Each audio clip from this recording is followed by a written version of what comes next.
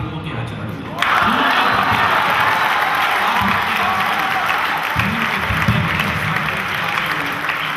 दो पंक्ति और सुन लीजिएगा, मुझे अच्छा लगेगा यदि आप उन्हें समझ गए तो।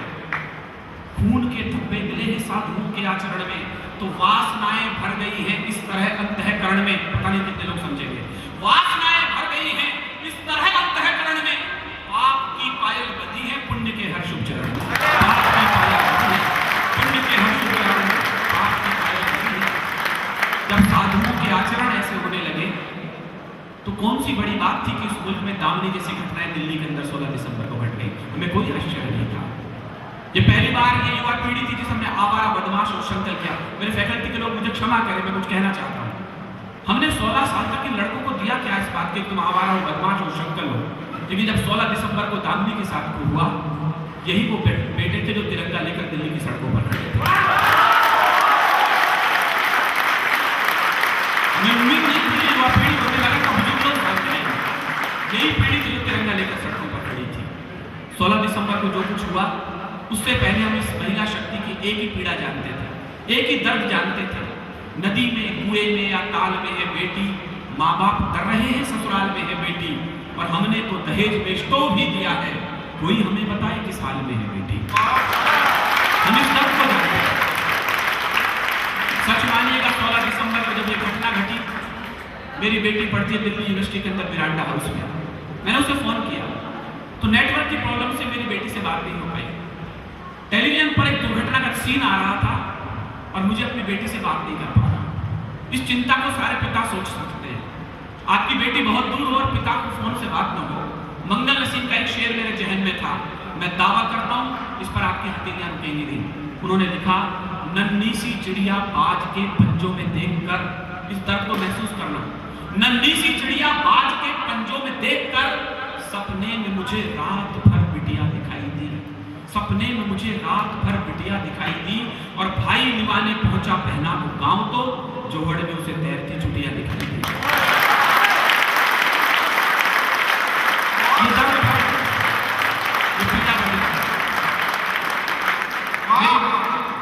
मेरी बेटी रोने लगी, आंसू बहाने लगी। कहली, पापा क्या आपका पुरुष इतना क्रूर होता है? उसकी गलती नहीं थी। उसकी जिंदगी में जो पहला पुरुष आया वो उसका पिता था। उसने सोचा पिता जैसा कोमल होता है, हर पुरुष ऐसा ही होता होगा। उसे सैकड़ों सवाल दागे मुझसे। मुझे पहली बार अपने पुरुष होने पर शर्मिंदगी महसूस हुई, लेकिन मैंने अपनी बेटी से कहा, नहीं, ये रोने का विषय नहीं है। यहाँ मेरी प्यारी भतीजियां बैठी हैं, मेरी बहनें बैठी हैं, मैं आपसे भी कहता हूँ ये आंसू बहाने का विषय नहीं था। विनीत चौहान ने जो अपनी बेटी से कहा, तो मैं आपसे भी कहता हूँ, आपसे भी कहता हूँ, फूल बनकर जो जिया उसको यहाँ मसला गया। मैं राजस्थान से आता हूँ तो मेरी भाषा क्या होनी चाहिए, मैं किसी कॉलेज में खड़ा हूँ तो मेरा कैरेक्टर क्या होना चाहिए। फूल बनकर जो जिया उसको यहाँ मसला गया। आदमी फौलाद के सांचे में ढलना चाहिए और छीनता हो हक तुम्हारा जब कोई उस वक्त, तो आंख से आंसू नहीं शोला निकलना चाहिए।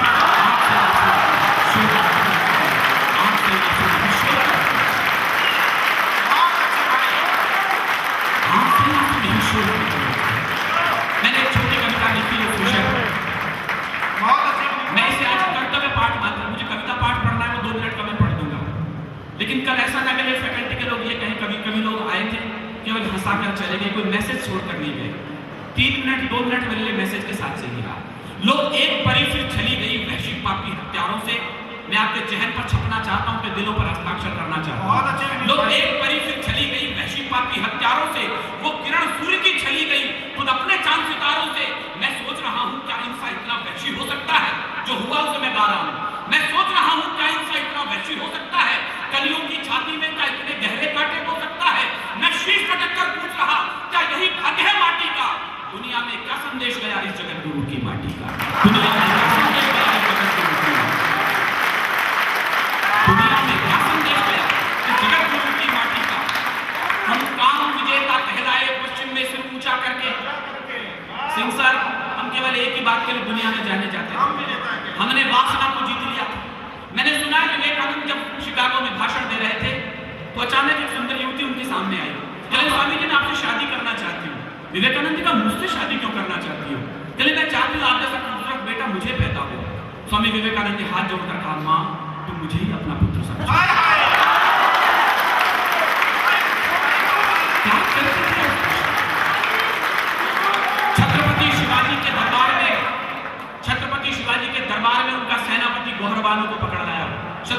बेगम को पकड़ लाया। शिवाजी से कहा महाराज आपका बेडरूम के लिए सबसे खूबसूरत तोहफा लाया। शिवाजी ने तलवार निकाली, कहा सबसे पहले सेनापति को जेल में डालो।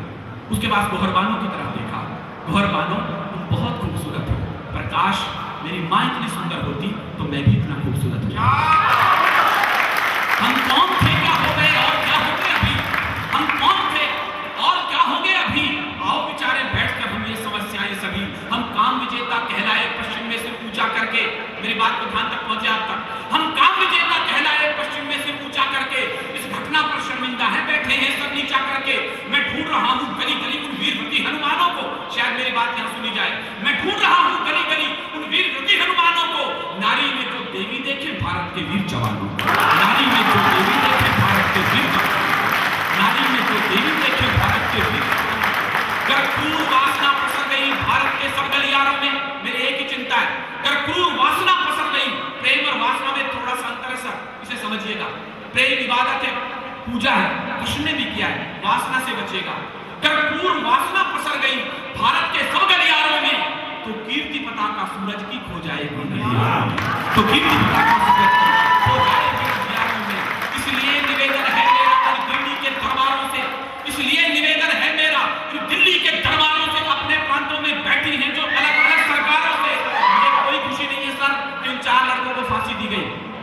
दिल्ली ने फैसला सुनाया 4 लड़कों को फांसी दी जाती है, ये मेरा खुशी का विषय नहीं था, मेरा अफसोस का विषय ये था 2.5 महीने की आड़ में उस 5वें दरिंदे को छोड़ क्यों दिया गया, जो सबसे ज्यादा क्रूर। हमने सरकार से पूछा, चले हमारे यहाँ कानून नहीं है, हम 17.5 साल के लड़के को फांसी पर नहीं लटका सकते, वो चाइल्ड कोर्ट में। मैंने कहा आपने उसे सिंगापुर क्यों भेजा, चले हमारे पास हॉस्पिटल नहीं था तो हमने उसे सिंगापुर भेज दिया।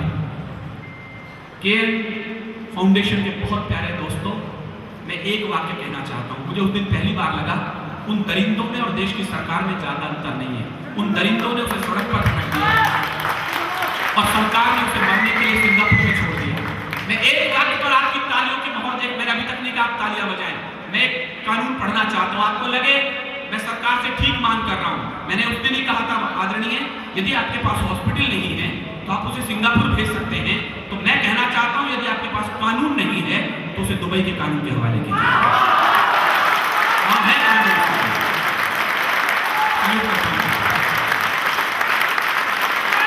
इसलिए निवेदन है मेरा दिल्ली के दरबारों से, जो कानून पढ़ रहा हूं मैं इस पर आपकी मोहर देखना चाहता हूं। युवा पीढ़ी जो तिरंगे लेकर खड़ी थी, मैं उस लड़कों के लिए कानून पढ़ रहा हूं। इसलिए निवेदन है मेरा दिल्ली के दरबारों से, अपने प्रांतों में बैठी है जो अलग है, अब शीघ्र न्याय दो, अब शीघ्र न्याय दो, आंसू से उपजी सारी ललकारों को, और लाल किले पर फांसी दे दो दुष्कर्मी हत्यारों को, दुष्कर्मी हत्यारों को लाल किले पर फांसी दे दो दुष्कर्मी हत्यारों को। जिस दिन दिल्ली अपना लेगी उस दिन दरिंदगी के केस दोबारा नहीं होंगे, लेकिन हम लोग वो हैं जिनके बेटों के सर कट के पड़ोसी मुल्क में चले गए, हमने उन्हें आज तक फांसी के रास्ते नहीं दिखाए, हम क्या इनके साथ फैसला करेंगे। हमारे बेटों के सर कटे वीडियो हमारी गवर्नमेंट के पास 10 महीने तक रहे। मैं फिर कह रहा हूं, मुझे भ्रम है, बहुत पढ़े लिखे लोगों के सामने अपनी बात कर रहा हूं, वरना मैं कविता शायद नहीं पढ़ा, कुछ और पढ़ रहा होता। मैं चाहता हूं ये युवा पीढ़ी जान सके हमारी राजनीति जा कहां रही है।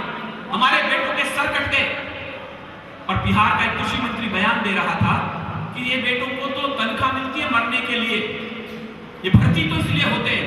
मैंने उसी दिन कहा था, हाँ हमारे बेटे मरने के लिए भर्ती होते बिहार के नेताओं, तुम तो चरने के लिए भर्ती होते हो।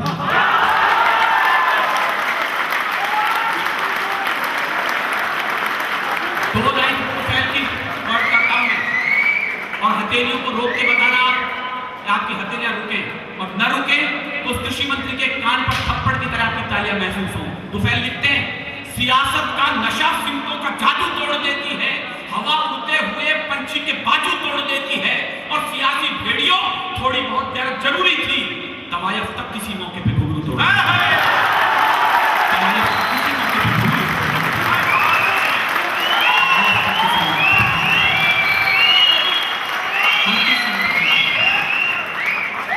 हमारी देश की संसद में, मुझे जल्दी जल्दी सुन लीजिएगा, मैं अरुण जेटली को सुनाना चाहता हूं। हमारे देश की सदनों में कपड़े उतार करके विधायक लोग आने शुरू हो गए, अधनंगे सांसद आने शुरू हो गए, मिर्च के स्प्रे करने शुरू कर दिए।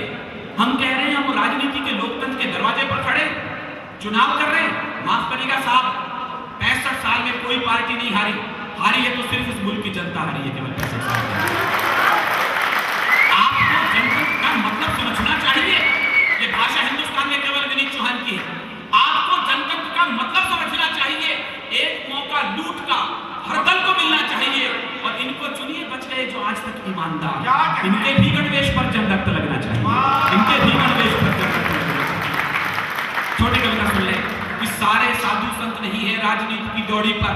मैं इशारा कर रहा हूं कैसे लोग संसद में चुनाव लड़ रहे हैं। सारे साधु संत नहीं है राजनीति की दौड़ी पर, अपराधी तक आ बैठे हैं मां संसद की सीढ़ी पर।